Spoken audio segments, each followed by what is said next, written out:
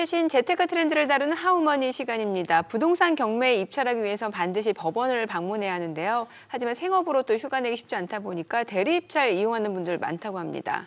네, 그런데 이 대리 입찰도 사람이 하는 일이다 보니까 자잘한 실수로 손해를 보는 경우도 생긴다고 합니다. 주의할 사항들과 최신 경매 시장 동향까지 설춘환 교수님 모시고 자세한 이야기 들어보겠습니다. 어서 오세요, 교수님. 네, 안녕하세요. 요새 교수님 뭐 경매 매물 급증했다는 소리도 많이 들리고 네. 그래서 또 뭐 저희 프로그램 덕분인가요? 뭐 이렇게 경매에 또 이렇게 관심을 가지시는 분들도 많아지셨는데 이게 직장인들한테는 또 그림의 떡이다 이런 말도 있습니다. 네. 뭐 어떤 특성 때문에 이럴까요? 일단 그 직장인들의 어떤 그 재테크에 대한 열망이 가장 높은 시기가 아닌가 그런 생각이 들고요. 다만 제가 최근에 이제 만나본 직장인들은 기본적으로 정년까지는 일하지 않겠다 이런 분들이 상당히 많은 것 같습니다. 그런 분들이 이제 실제로 재테크를 통해서 좀 수익을 내고 싶다. 그래서 부동산 또 경매, 뭐 주식, 코인 다양한 네. 것들이 있는데 실제 이제 그 중에서도 부동산하고 이제 경매가 좀 안정적이면서도 또 가장 싸게 낙찰을 받을 수 있는 경매에 대한 관심이 상당히 높은 것 같습니다.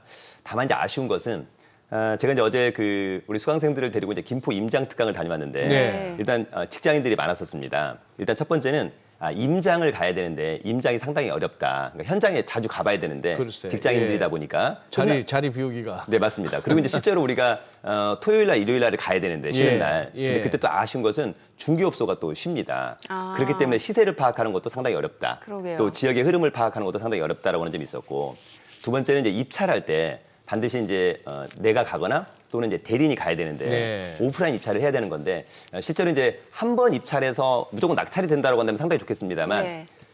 제 주위에도 한 번에 입찰해서 낙찰되신 분도 있지만 대부분은 한 4-5번 이상 또 어떤 분들은 16번 만에 낙찰 받으신 분도 있거든요. 그럼 직장인 입장에서는 월차를 그러게요. 어떻게 내야만 하는가 이런 분들도 상당히 좀 문제가 있다. 그래서 많은 분들이 직장인들 입장에서는 경매 말고 좀 온비드 공매처럼 온라인 입찰을 좀 예. 해줬으면 한다. 그러나 이제 아직까지는 진행하고 있지 않습니다.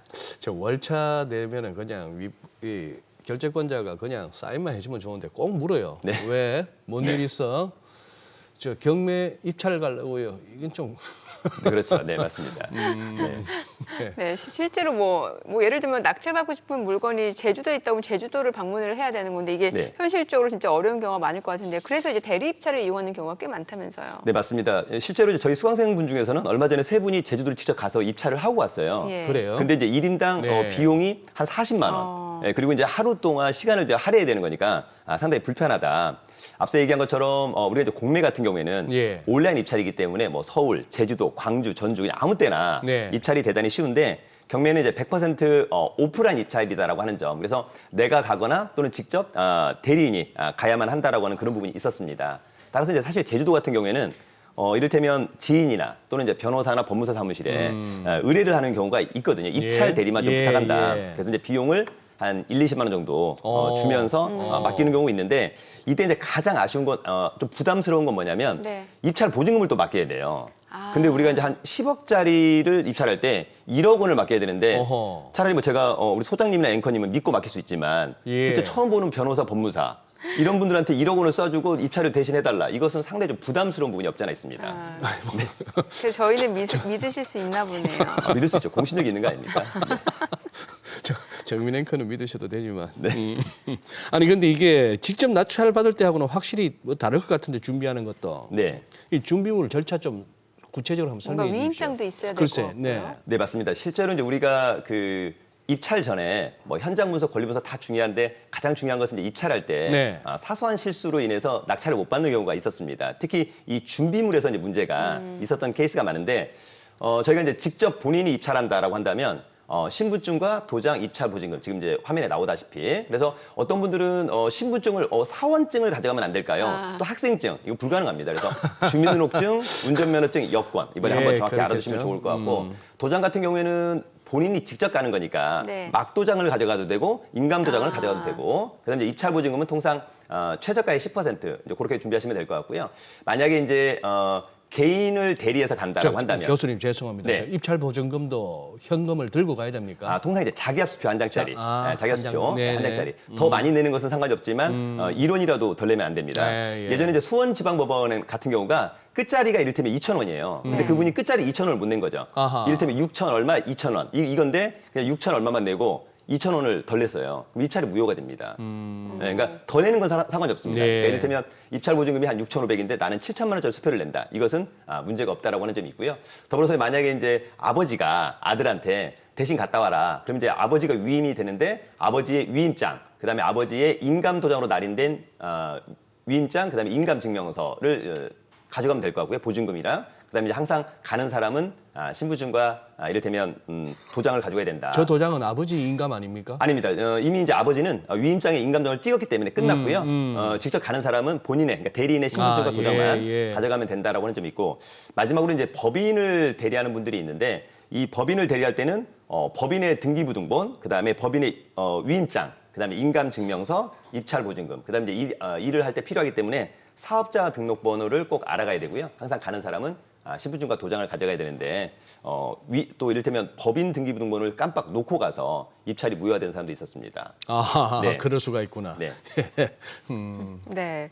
그러면은 이제 또 최근에 자격증 없이 그 부동산 경매 사건을 대리하고 수수료를 받은 컨설팅 업체 대표가 실형을 선고받은 일이 있었다고 하는데, 그럼 대리 입찰을 맡길 때도 뭔가 주의할 점이 꽤 있어 보이네요. 네, 그렇습니다. 일단은 원칙적으로는 돈을 받지 않는 입찰 대리, 즉 대가가 없는 입찰 대리는 아무나 할 수 있습니다. 네, 일반인도 하고 개인도 하고 아무나 할 수 있는데, 중요한 것은 돈을 받고 입찰 대리를 할 수 있는 사람은 법에 정해져 있습니다. 네. 법무사, 변호사, 매수 신청 대리 등록이 된 공인중개사. 예. 이 세 사람만 돈을 받고 할 수 있는 겁니다. 그러니까 아까처럼 뭐 우리가 멀리 있는 지인한테 1, 20만 원 수고비 정도는 이제 대가라고 생각하지는 않고요. 이를테면 일정한 비용, 뭐 100만 원 넘어가는 이런 거라고 한다면 그런 것들은 반드시 이런 등록된 사람한테만 해야 된다라고 하는 점이 있고, 특히 이제 무등록 컨설팅 업체가 상당히 많습니다. 근데 이런 분들은 좀 조심해야 될 것 같고, 그래서 실제로 입찰 대리를 맡긴다면 당신은 어떤 권한이 있는 사람이냐를 꼭 한번 물어보는 게 중요할 것 같고요. 사실 우리가 컨설팅 업체를 이용할 때 가장 조심해야 될 것은 뭐냐면, 사실 컨설팅 업체는 이제 수수료를 받아야 되잖아요. 네. 예. 근데 입찰만 해서는 수수료를 받을 수가 없습니다. 반드시 낙찰을 받아야만 수수료를 받기로 통상 계약서에 되어 있습니다. 네. 그래서 가급적이면 입찰 금액을 많이 올려 보내는 이런 문제가 생길 수 있다. 그러니까 이제 내가 직접 한다면 좀 싸게 낙찰을 받아도 되고 아니어도 되는데 예, 컨설팅 업체는 무조건 낙찰을 받아야 되기 때문에 어떤 이유를 들어서 금액을 높게 써서 낙찰을 받는 경우가 있고, 또 하나는 이제 그런 분들이 실제로 나중에 이제 명도할 때도 이제 우리가 컨설팅 업체를 믿고 명도를 이제 맡기는데, 사실은 이제 저는 이제 개인적으로 아파트 정도의 명도라면 직접 본인이 가서 하면 되게 편하게 끝낼 수 있거든요. 한 300만 원 정도 준다면 끝낼 수 있는데 컨설팅 업체한테 300만 원 주면 사실 컨설팅 업체가 뭐 다는 그렇지 않습니다만 한 100만 원만 주고 200만 원은 본인들이 받고 좀 압박해서 내보내는 이런 것들도 있다. 예, 그래서 컨설팅 업체 맡길 때는 좀 그런 부분들도 한번 좀 잘 참고하시면 좋을 것 같습니다. 내 돈 아니니까 맞습니다. 입찰을 해도 막 세게 부른다 이 말씀이네요. 그럴 수 있죠. 아니 근데 이 의외로 이런 일들 뭐 법원 같은 데 가서 하다 보면은 교수님 말씀 맞다네. 이 사소한 실수 때문에 네. 아차 싶은 게 많은데, 예를 들어 뭐 인감도장 잘못 찍어서 낙찰이 취소됐다. 네. 뭐 어떤 경우인가요? 네, 실제로 이제 우리가 그 대리 입찰할 때 실제 실수가 많은 경우가 많았는데, 첫 번째는 이제 위임장은 제출을 했는데 인감증명서를 안 낸 경우가 있어요. 인감 증명서를. 네, 그럼 이제 무효가 되는 거죠. 첫 번째는. 네. 두 번째는 위임장에 인감도장을 날인해야 되는데 막도장을 찍었거나. 아하. 그러면 이제 또 정확한 게 아닌 거니까. 또 어떤 사람은 대리인의 인감 도장을 또 위임장에 찍었다거나, 대리인의 인감 도장을 위임의 인감을 찍어야 되는데, 그다음에 이제 위임장에 아예 인감 도장을 날인하지 않은 경우, 지금 이제 화면에서 이제 나오고 있는 건데, 저렇게 되면은 이제 기본적으로 입찰은 무효가 된다라고 하는 점. 그래서 다시 한번 정리하자면, 위임장에 반드시 위임의 인감도장을 꼭 날인해야 된다. 그다음에 인감증명서를 꼭 첨부를 해야 된다. 이 두 가지는 좀 잊지 않았으면 좋겠다. 그런 생각이 듭니다. 참 이게 경매 절차가 단순하지 않다 보니까 조그만 실수라도 있게 되면 이게 낙찰 취소가 있기도 하다고 하니까 뭔가 좀 경매 나서기 전에 주의할 점을 좀 정리를 해보면 좋을 것 같아요. 네, 일단 저희가 이제 입찰을 하기 전에 사실은 이제 우리가 뭐 권리 분석, 현장 분석, 입찰 분석 이런 것들이 좀 상당히 중요한데요. 첫 번째는 권리 분석 같은 경우 한번 좀 예를 들어본다면 네.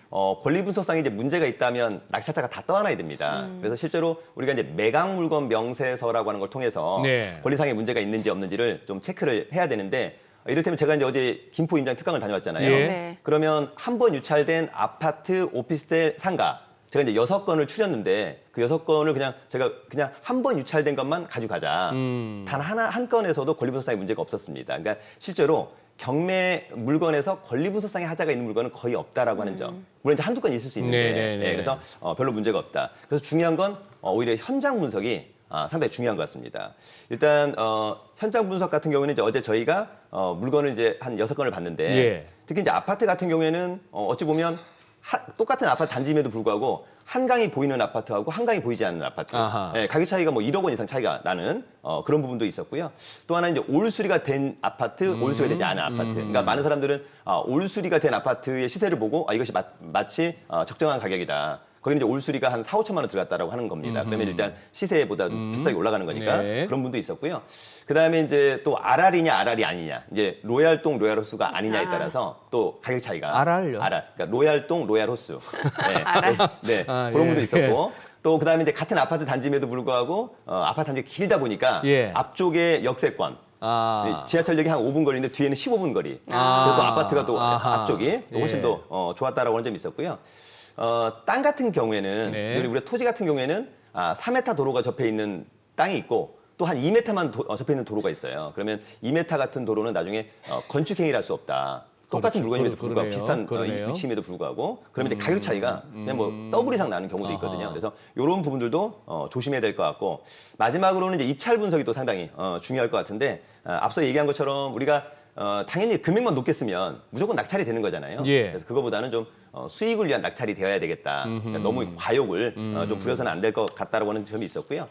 또 하나 중요한 것은 이제 입찰과 관련돼서는 입찰 시간과 입찰 장소를 좀 사전에 확인해 두는 것이 필요하겠다. 네. 그러니까 사전에 여기는 뭐 10시부터 11시까지인데 어찌 보면 한 11시 반에 가서도 낙찰을 받을 수 있는 것이 아닌가. 어허. 법원마다 12시까지 하는 법원도 있거든요. 예. 그러니까 그런 법원에 갔다 오신 분들은 예. 당연히 한 11시 반에 가도 되겠다. 예. 이미 서울은 다 끝나는 겁니다. 11시 10분이면 다 끝나는 거니까. 그래서 입찰 시간과 입찰 장소를 사전에 조금 알아두시면 좋을 것 같고 앞서 이제 소장님 말씀하신 것처럼 입찰 보증금은 그냥 수표 한 장짜리로 사전에 준비를 해둬야지 막상 아침에 법원에 가면 또 내가 원하는 은행이 없어요. 거의 다 뭐 예, 일단 예. 신한은행밖에 없기 때문에 예. 그런 분들 하나 참고하시고 마지막으로 입찰 금액 쓸 때 예. 예전에 한 말씀을 드렸는데 0 하나를 더 쓰는 경우가 얼마 전에 나왔습니다. 3억을 써야 되는데 그럴 수가 35을 있네. 쓴. 그럴 수가 있네. 네, 그러면 입찰 보증금을 날리는 경우 있는 거니까 그런 부분들 좀 조심하시면 좋을 것 같습니다. 네.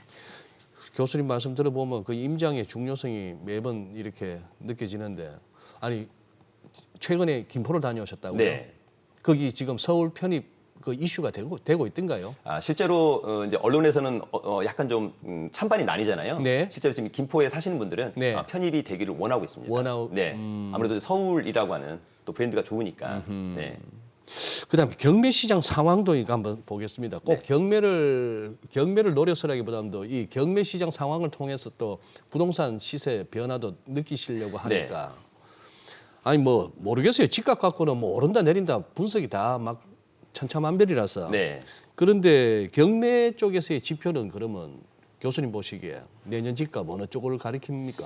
네, 일단 이제 우리가 그 경매 같은 경우가 네. 부동산 시장 한 6개월에서 1년을 선행한다. 예. 선행 지표로 좀 이해를 하고 있는 건데 실제 제가 한 달 동안에 최근에 서울 아파트, 그다음에 최근 6개월 동안 서울 아파트, 그다음에 최근 한 달 동안의 경기도, 최근 6개월 동안의 경기도의 어떤 낙찰가율과 경쟁률을 좀 비교해 봤는데 실제 지금 흐름은 아직까지는 특별한 이슈는 없습니다. 그러니까 이를테면 서울 같은 경우가 지금 최근 한 달 동안의 낙찰가율이 84.67, 경쟁률은 5.6대 1인데 그 전에 6개월 동안은 낙찰가율이 한 84.09, 경쟁률 6.1대 1이기 때문에 실제로 큰 변화는 없다라고 하는 점. 네. 다만 이제 지금 이제 어떤 것들이 좀 그런 거냐면요. 실제로 이제 경매 같은 경우에는 시세보다 좀 저렴하게 낙찰을 받겠다 이런 분들이 상당히 많이 있습니다. 또 얼마 전에 이제 제가 운영하는 1년 투자클럽반 수강생분이 서울 중구에 있는 롯데캐슬 아파트를 낙찰을 받았어요. 어허. 23억짜리인데 19억 원대 후반. 그래서 네. 한 시세 대비 한 15% 싸게 낙찰 받은 거거든요. 꼭대기층 펜트하우스인데 그래서 일단 많은 투자자분들이 기본적으로 입지가 좋고 싸다면 언제나 낙찰받겠다라고 하는 수요는 여전히 엄청 많다. 이렇게 좀 이해하시면 좋을 것 같습니다. 많은 게 아니라 엄청 많다. 엄청 네, 많다. 네, 싸게만 낙찰받을 수 있다면 네, 맞습니다. 네. 요즘 보니까 임의 경매가 급증했다는 내용이 많이 들려오는데 이게 보니까 집주인이 채무를 갚지 못해서 이제 경매로 넘어가는 경우인데 최근에 배우 유인나 씨가 그 새들어 살던 용산 고급 아파트 네. 법원 경매에 넘어갔었다면서요. 네, 일단 제가 이제 원래 지난번 방송에서 소개하기로 했었는데 예. 시간이 없어서 못했던 예. 경매 사건이 바로 용산구 이촌동에 있는 레미안 첼리투스 아파트입니다. 네. 바로 그 아파트 임차인이 배우 유인나 씨였는데요.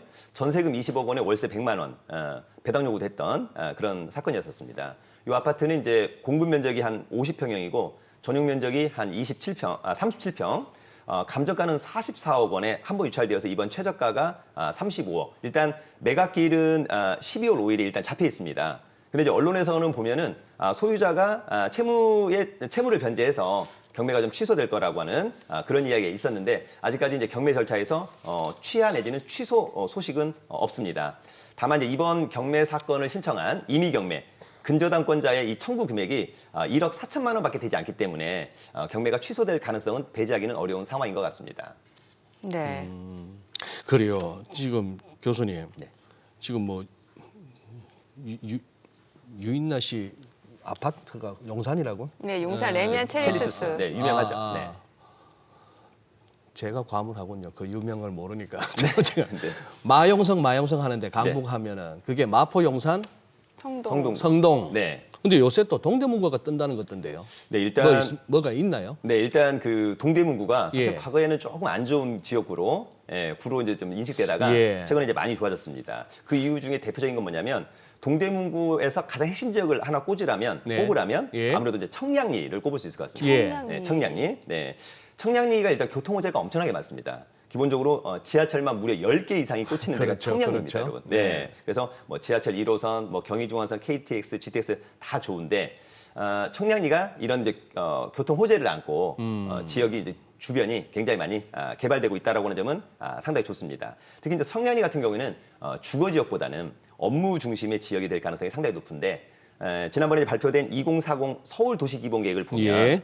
청량리하고 왕십리를 광역 중심으로 서울 동부권 최대 교통 결집지로 만들겠다라고 하는 건데 사실 교통의 호재는 이제 곧 돈이다 이렇게 좀 이해를 하시면 좋고 더불어서 이제 청량리를 포함해서 동대문구는 신설동역과 답심리역 그다음에 회기역을 중심으로 다양한 도시 재생이나 개발도 진행 중이고 있는 것이 상당히 강점으로 보입니다. 네. 그래요. 매물은 네. 다음 시간에 들어야겠네요. 네, 알겠습니다. 네, 내용 잘 들었습니다. 고맙습니다. 예, 고맙습니다. 감사합니다.